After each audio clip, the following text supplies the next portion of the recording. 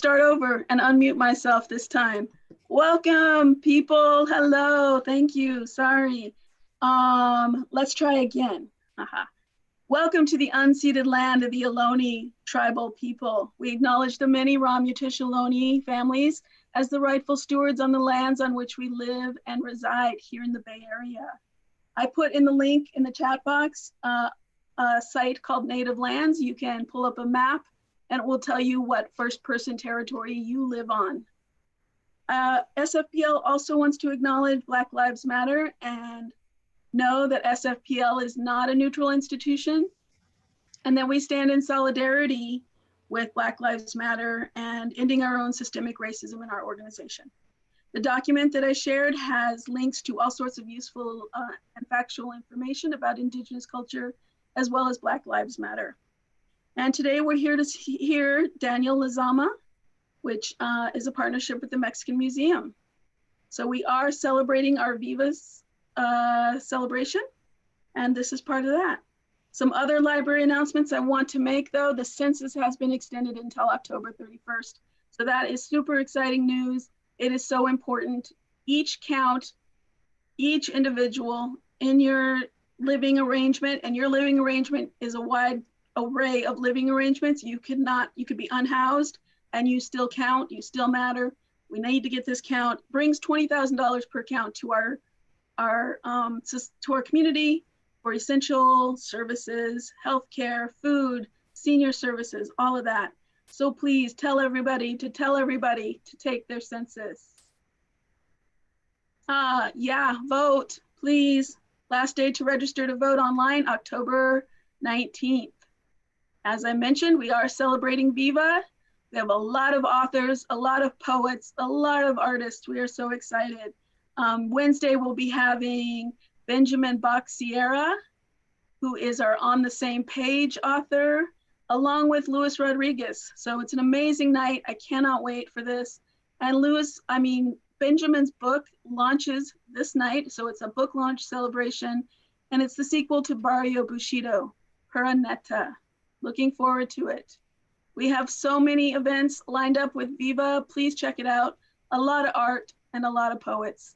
Mr. Calixto Robles, our favorite mission artist, will be doing a special Day of the Dead in Spanish, telling stories of his Day of the Dead experience in Oaxaca and giving us an altar lesson. It's gonna be fun. And some other amazing events coming up. We are celebrating our One City, One Book, which is our 16th One City, One Book, which is amazing. Chanel Miller, Know My Name. Pick it up now. You can place it on hold. You can buy it from our Friends of the Library bookstore or any local bookstore that you love. Take your census. SFPL to go, now at 6 locations and expanding in mid-October. So you can place all your materials on hold and pick up from our locations. We are trickling open. We miss you. We love you. Speaking of we love you, we miss our library family who are working out in the streets, doing curbside, doing disaster service work, doing food bank service, doing hotel sites and contact tracing.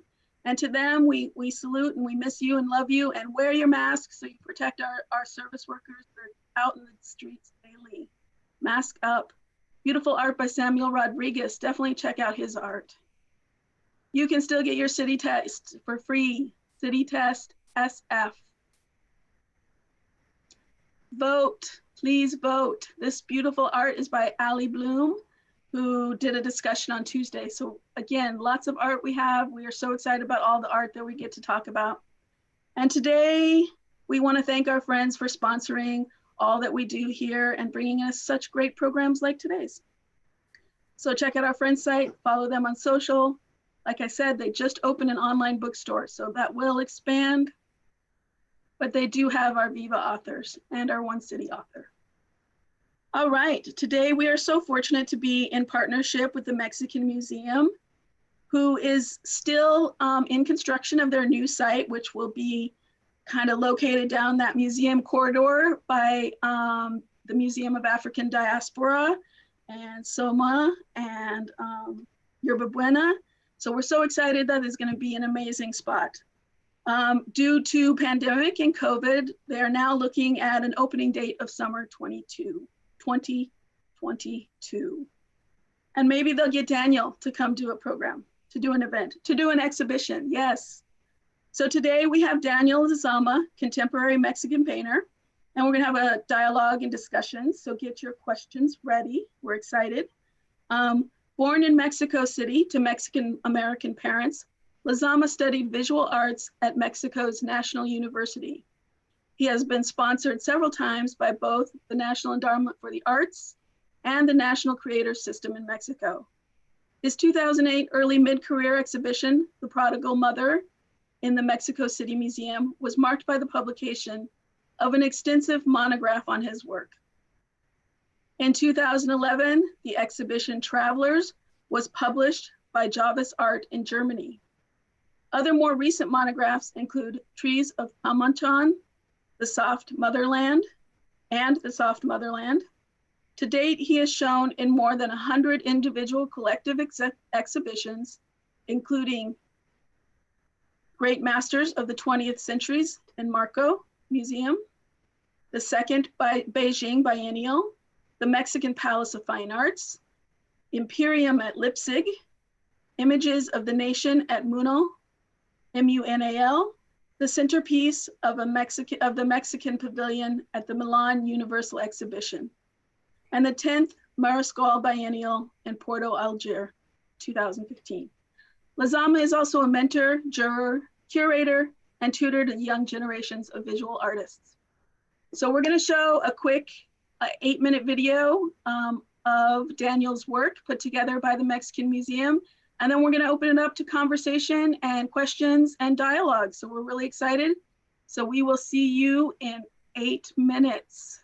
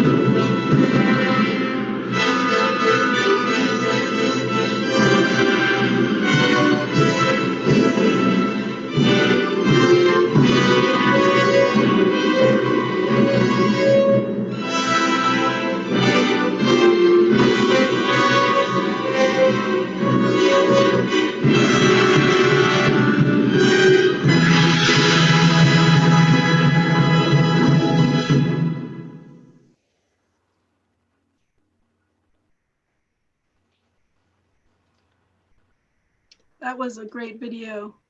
Thank you, Mexican Museum, for putting that on. And we want to welcome, and I forgot to mention, Q&A will be taking place in the Q&A box, so please put your questions in there and you can start anytime. And we welcome Daniel. Thank you, Daniel, for being here. Thank you guys for inviting me. Thank you, everybody, Thank you. for being here. Yes. Would you like to tell us a little bit about your work and your process? I'd love to hear. Well, I'm going to start a small presentation in English and a bit in Spanish, if it's okay with you. Perfect. Well, for starters, my work as a painter is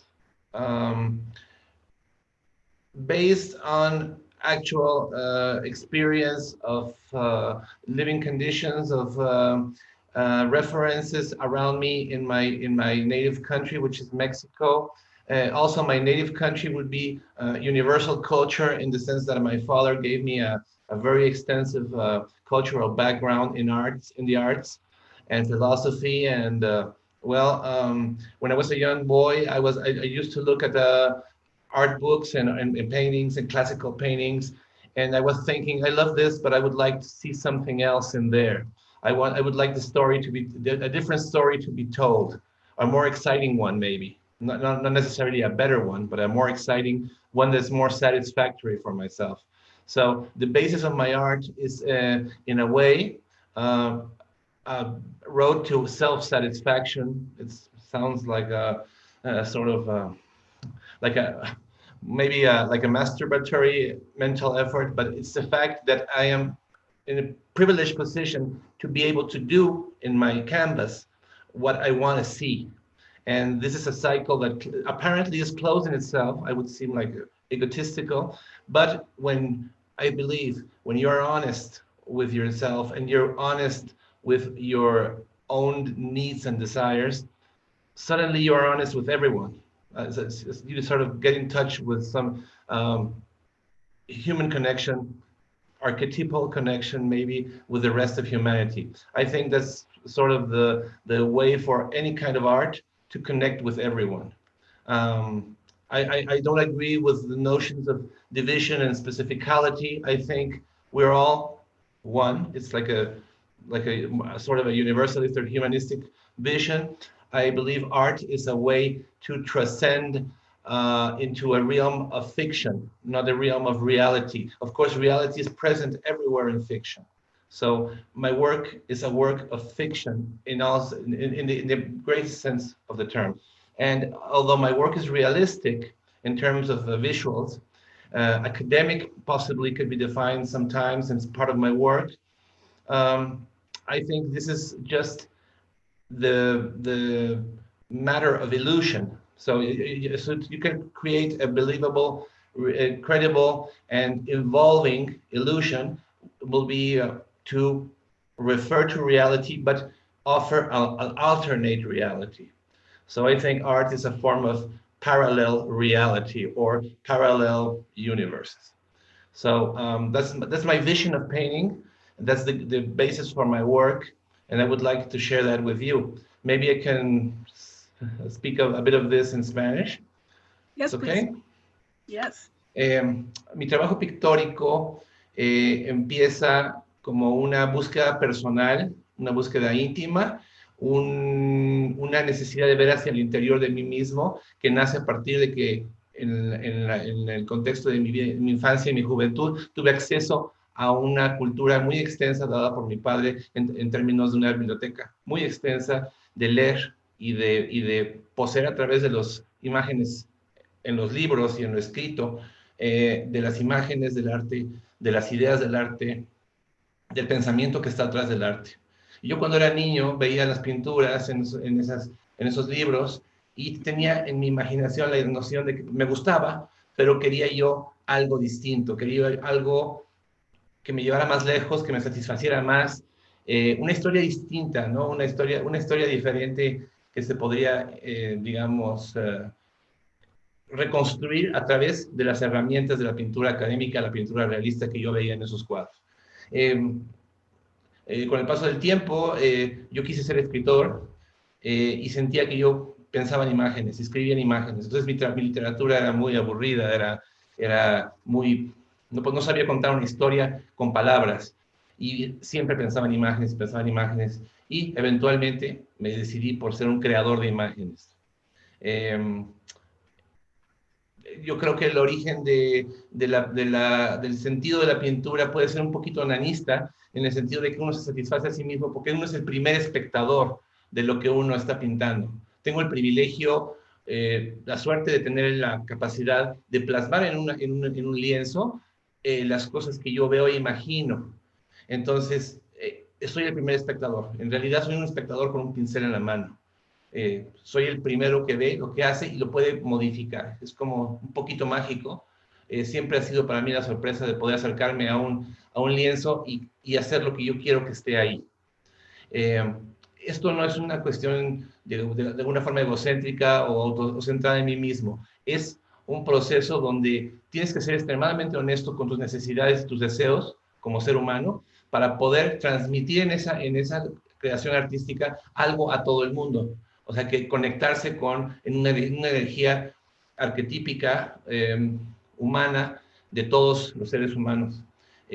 O sea, digamos un poco los hilos conductores que van abajo de los wires que están abajo de la realidad, ¿no? Entonces, es un poquito un esfuerzo universalista, humanista. Mi pensamiento va en contra de la noción de que no podemos comunicarnos grupos o condiciones específicas de la humanidad, sino que pertenecemos todos a un gran cuerpo de humanidad y que el arte es la única forma, la ficción es la única forma de encontrar la salida a las contradicciones de la realidad de una forma, digamos, como un espejo, algo que se pone enfrente a la realidad y que no forma parte de la realidad. Yo creo que las obras de arte no forman parte de la realidad, sino que son esas realidades alternas, que están ahí visibles o legibles o, no sé si en cualquiera de las formas. La pintura es solo una de ellas.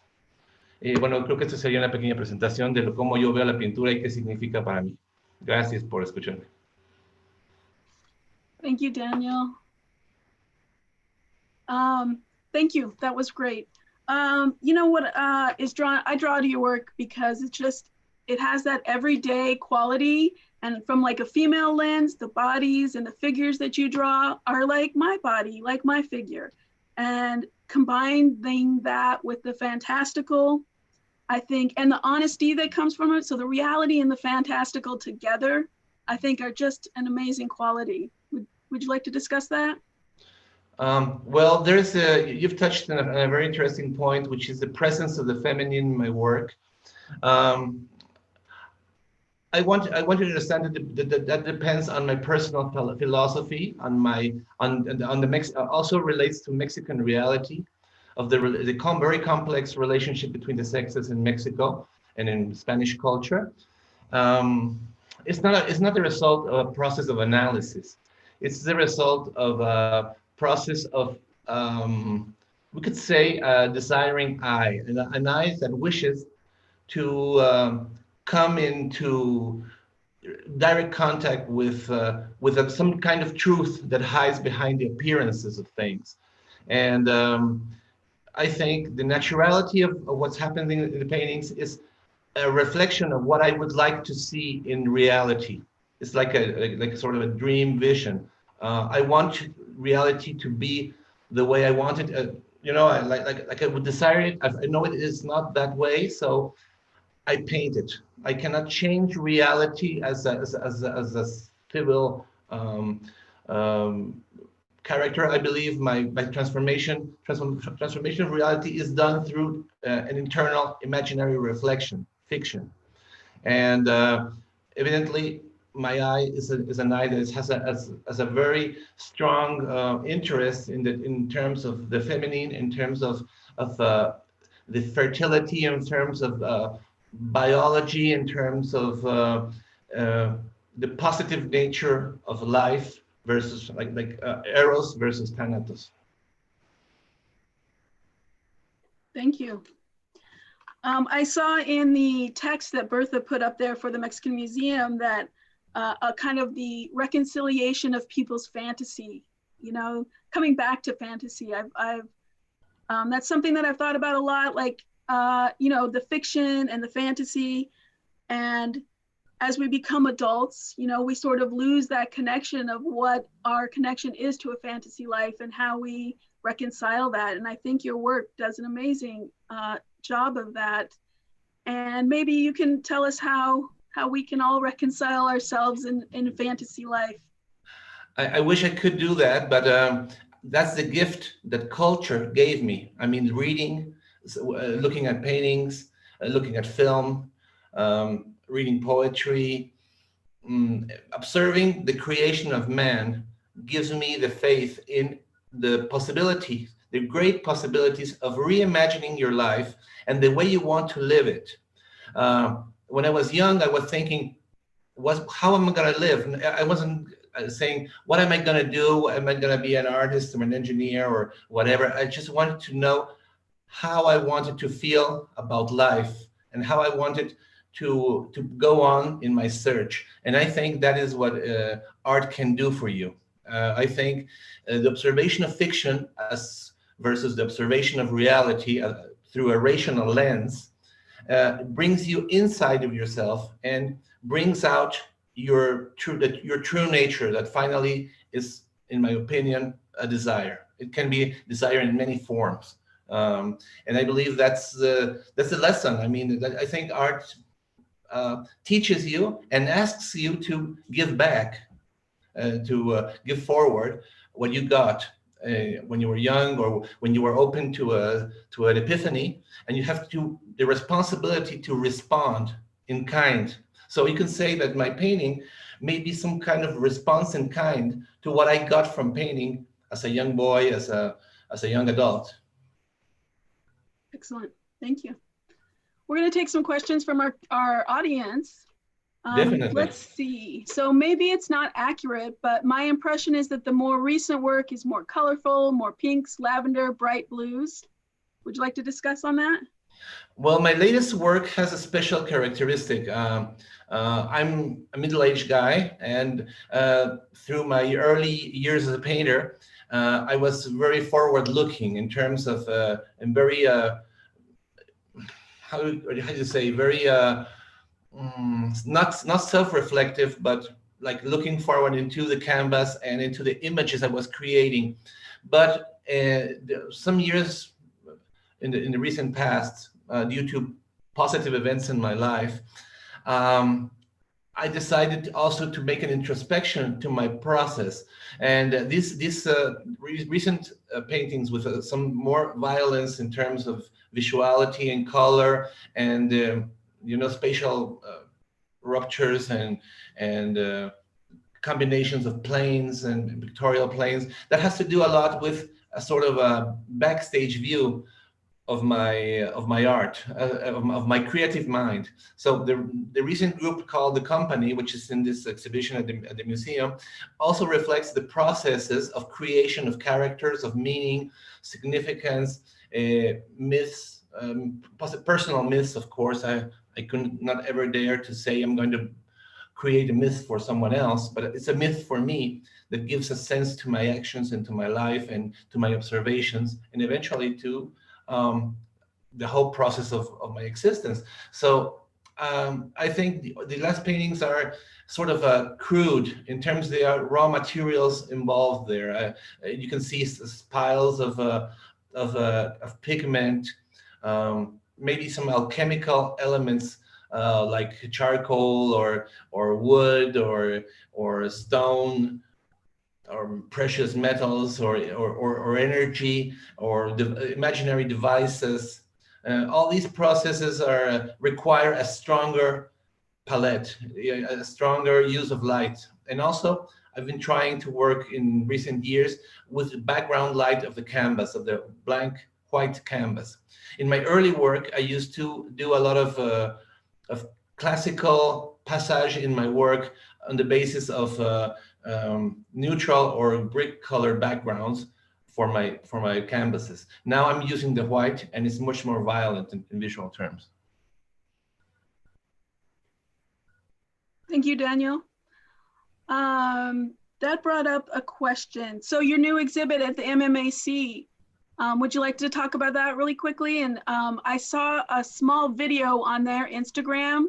And so Yeah. Daniel's works are literally about taller than 6 feet high, right? More than 6 feet, more than 200 centimeters. Certainly. I have paintings that are, I don't know, 3, 9, maybe 10 feet tall and 20 feet wide, and triptychs and large individual works, horizontal works. This exhibition is in a very, very special place. It's a new museum in Morelos, in Cuernavaca. I'm one of the first artists that shows in this museum. The political and economic situation is complicated in Mexico, so this is a great breakthrough for me, for the museum and everything. I'm very, very happy. I hope this can be replicated in the future in many venues, but this is a privilege for me, and it's the last stage of my work I'm showing there. I will have also an exhibition. I will also have an exhibition in early 2022 at the Mexican Museo de Arte Moderno, the Museum of Modern Art in Mexico City, which plans to be a retrospective, a thematical retrospective, which means my work will be analyzed curatorially in terms of the subject matter and themes running through time, maybe even chronologically, and not necessarily in a straight timeline. So that's going to be very, very interesting. I'm looking forward to that. Still 1 year away, but well, this is more or less what I've been working on recently. I don't know what else would be good to talk Very about. exciting. Very exciting. Very exciting. And when it's I see a critical here. retrospective, Oh, yeah. I had a question here that says, incredible work. Can you talk a bit more about the influences in terms of creating the powerful images of women? Are you influenced by Aztec imagery? Are you influenced by Frida Kahlo's My Birth, etc.? Well, that's interesting because the direct influences in my work are very, very many. I think art history and culture, local culture and universal culture, are all a sort of part of a symbolic toolbox. You know, Jean Berger said that painting was a toolbox. This history of painting. He said it in terms of technique, but I think that the history of Western culture and local cultures of the past is a huge toolbox. So, of course, every single image I've ever seen about a man or a woman or both or a child comes into play somewhere in my work. I think Aztec imagery is not as interesting as Aztec poetry or Aztec thinking. You know, the theme with Aztec image, with Aztec culture and mythology is that it's a dualistic. So every god, every figure, every action is two-sided, which is a fantastic, wonderful notion. It's the beginning of metaphor. It's the beginning of allegory. It's the beginning of true poetry. I mean, Arthur Rimbaud could have been an Aztec poet. I mean, the way he thought is the way of the Aztecs. No, he could have said one thing represents two things at the same time, and the actual possibility of thinking of something as representing opposites is a reconciling figure. But this reconcilement, how can you bring it together in a single image or in a single figure or in a single symbol? That's my challenge. I consider myself a developer of images, a creator of images, not a creator of paintings or technique. I consider myself somebody who is thinking of creating new or recreating images. Excellent. There's another few questions in there if you'd like to tackle some of those. How has your work been received in the US, and how does your work been received by Latinos in the US? Do you notice any kind of difference in that? Well, it's interesting because there's a painting at the beginning of the video. I think it's at the beginning of the video. No, it's more like at the end. It's a woman made of charcoal or turned into charcoal who's giving birth to a colorful baby, sort of in a water pond. And this image has been replicated in Instagram and reposted by many Latino uh, thinkers, artists, activists, and it's been taken as an image of the Pachamama, of the Mother Earth, and I think that's absolutely fantastic. Um, there is, I think, a very keen relationship with Latin people in the United States about my work representing a link or a connection with their Mexican origin, which I'm very, very proud of. I'm very humbled by that. I really love it. I'm going to tell you something too, very interesting. In the terms of the art scene mainstream, my work has been much more successful in Europe than the United States in general in the past 25 years. Um, I've thought about that, and I have the idea that painting uh, narrative or realistic or academic-like painting is much better understood by the European culture, which originated in the past centuries, than America, who understands more a painting that's of a more abstract or a more visual or formal painting. I think America is not very keen on realistic or academic painting. I think it's a bit a question of cultural sensibility. And in Mexico, with a Catholic culture, I think Mexico is used to seeing representational images all the time as part of the national culture. And I think Latinos in the States maybe see my work as a vindication of representation in painting. It's my way of seeing it. I don't know. Do you have any exhibitions in the United States currently? No, I've lost a bit of touch with the American art scene because that requires a gallery work that bridges the border. And right now, I'm working with several galleries in Mexico. One of them who had extensive work with me in Europe. Actually, one of my books, Travelers, was published in Germany by this in a co-production by my gallerist and a German publisher, which is very, very interesting because the book Travelers talks about a stage in my work, which is noted in the video, that talks about foreigners, mostly European, who came to Mexico in the past few centuries and became in love and were transformed by what they found, and they also transformed Mexico. It's like a real loving relationship, like a couple who find each other. And I thought a bit of myself as a bit of a traveler, because I used to live in the States, in Texas, when I was a little boy. And after I was 5 or 6, I never lived in the States again as a resident. And I've never resided in the States after I was 6. But when I was a child, I'd had these exact feelings that are described by the travelers in their books and their travel stories. And well, maybe I'm a bit of a traveler myself in that way.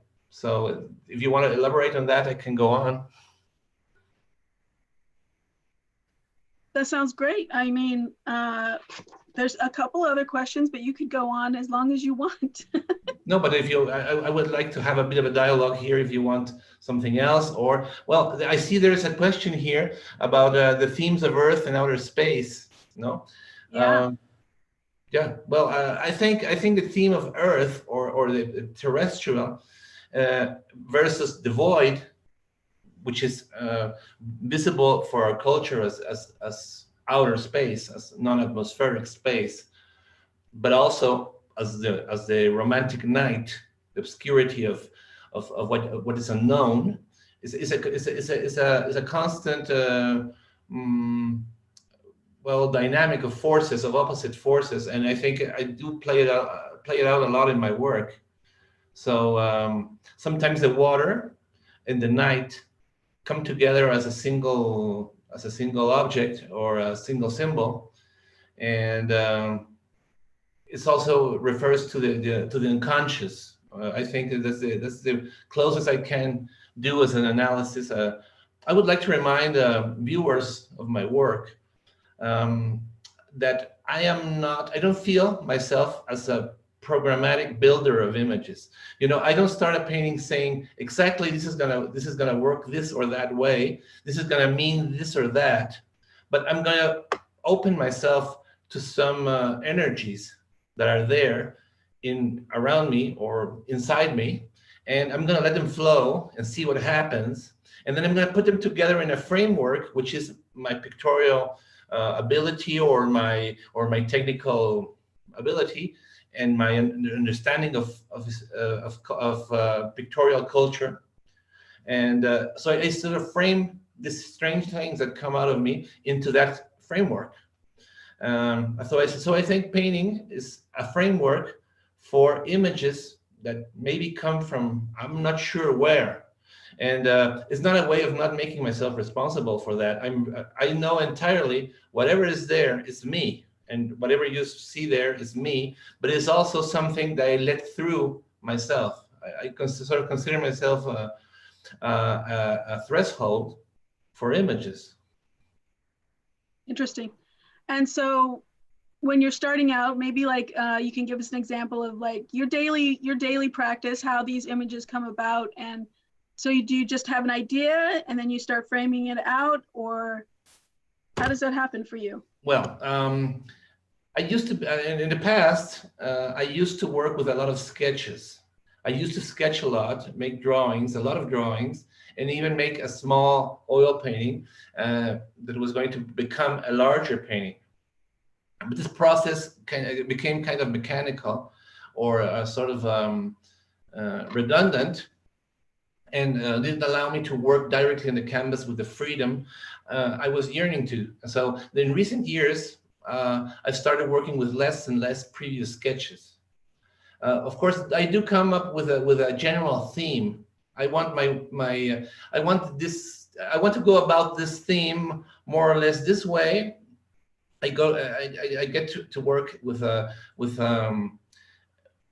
sort of a drawing with a brush on the canvas immediately, like a very immediate thing, and not a previous process, a very elaborate or anything. Very immediately, I go into the canvas and start sketching and erasing, and then start filling up with construction, color, figures, backgrounds, etc. In an increasingly disorderly way. I think you can see in my more recent paintings that my work is more disorderly in terms of the way they are built pictorially than in the past. My works were much more free-flowing in an academic way, and now they're free-flowing in an unconscious, disorderly way. I think that's an improvement for me, because the whole canvas is now activated, is now at play. And in the past, you had these huge backgrounds or spaces where there was nothing happening, just as a backdrop for a central action.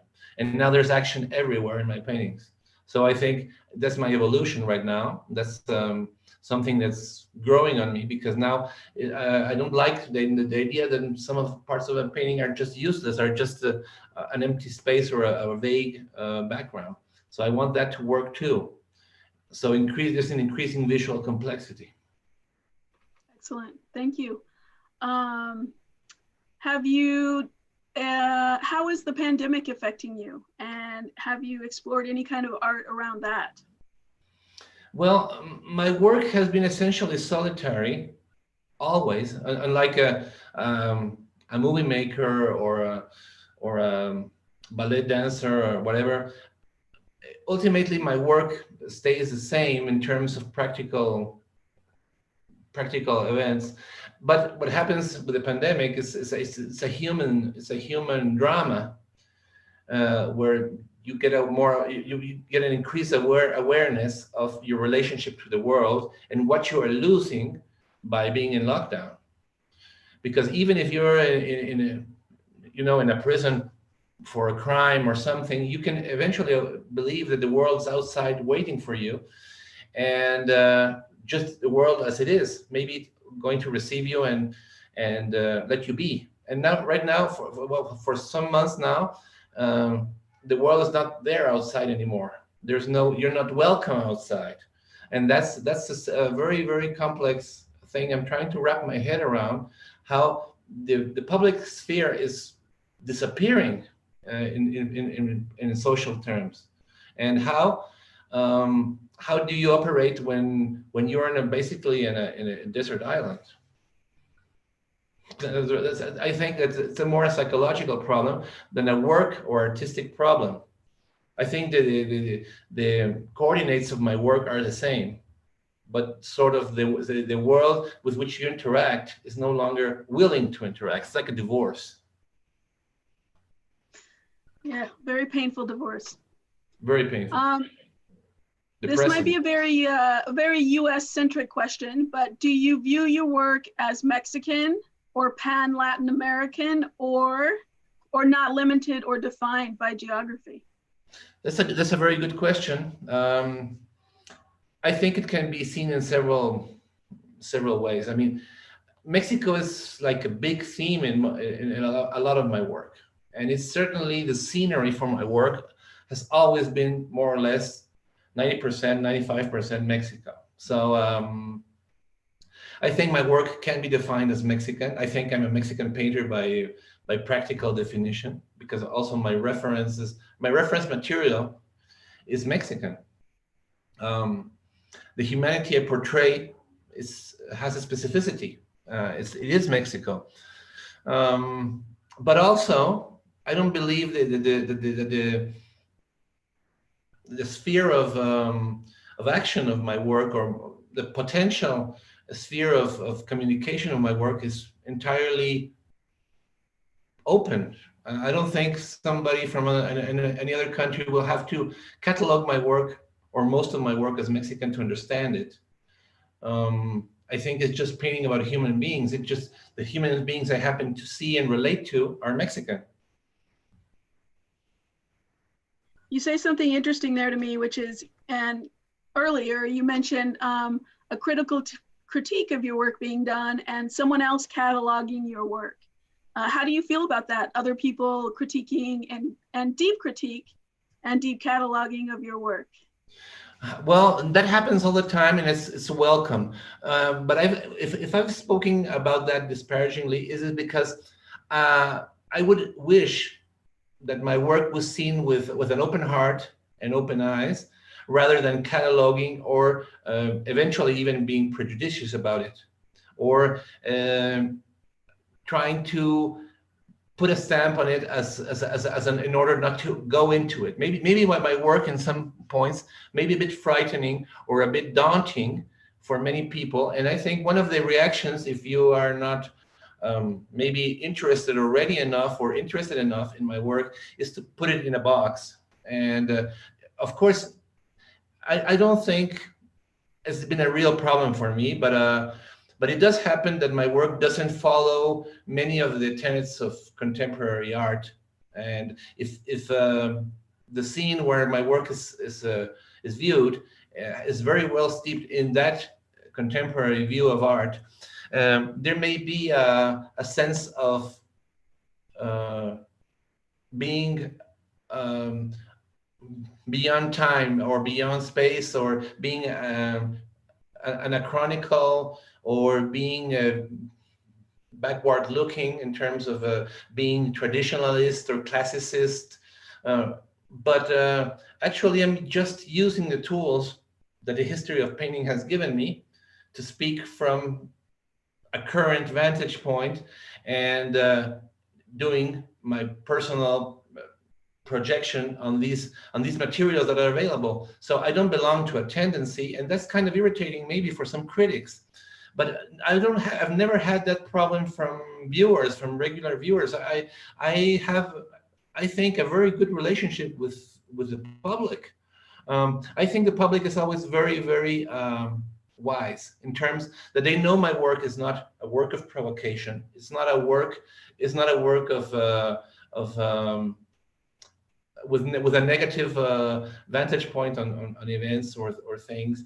I think that people understand my work has a lot of empathy, for human empathy, and I've never had a problem with my audiences. I've never had a show shut down, protested against, aggressed, or myself as an artist.